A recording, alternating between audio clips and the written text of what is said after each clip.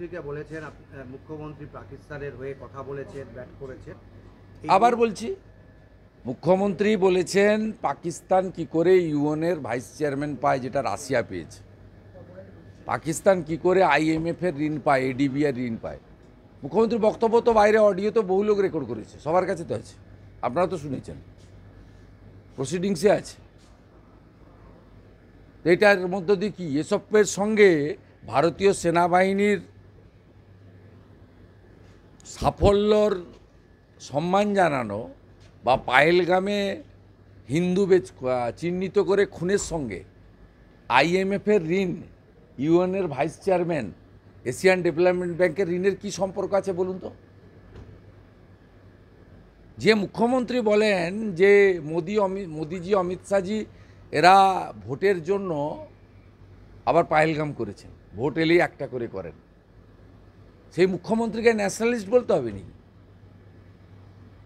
7 বার করেছে, 8 বার করেছে, করতে বলুন না তো, ওখানে তো আমাকে কৈফত চাইবে, আমি তার উত্তর দেবো। আর বাইরের কথা নিয়ে যদি বলে, তাহলে ফিরহাদ হাকিম যে কথাগুলো বলেছে, নরেন চক্রবর্তী যে কথাগুলো বলেছে, উদয়ন গুহ যে কথা বলেছে, আজকে বিধানসভার ভিতরে আমার কাছে রেকর্ডিং আছে, আউটসাইডে তো শোনা যায়, বলেছে আবার বলবো।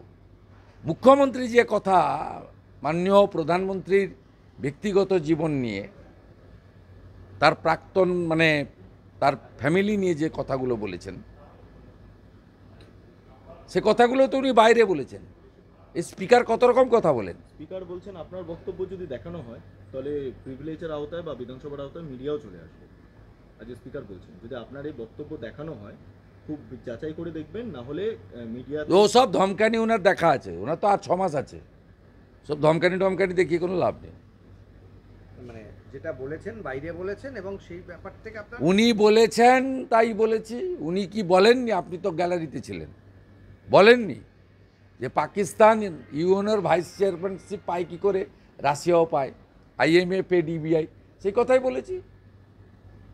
যে ব্যাটিং করছে দেশের শত্রুর হয়ে, এসব কথার সঙ্গে এই রেজুলেশনের কী সম্পর্ক আছে? ওরা তো প্রিভিলেজ করলে আমাকে প্রশ্ন পাঠাবে, প্রমাণ তো করার দায়িত্ব ওদের, আমি উত্তর দেবো। কালকে 11টা তো এগুলো নিয়ে না, আমি কালকে 11টায় আসবো না। কিন্তু স্পিকার রুলিং দিয়ে দেবেন 11টা। তো রুলিং দিবে, প্রিভিলেজে পাঠাবে, প্রিভিলেজ কমিটি তো আমাকে পাঠাবে। আপনি কি নতুন দেখছেন নাকি? 7 বার করেছে, 8 বার, কী হয়েছে? এদের দম সব জানা আছে। চোর মমতাকে একবার হারিয়েছি নন্দীগ্রামে, আবার হারাবো, যেখানে দাঁড়াবে সেখানে হারাবো।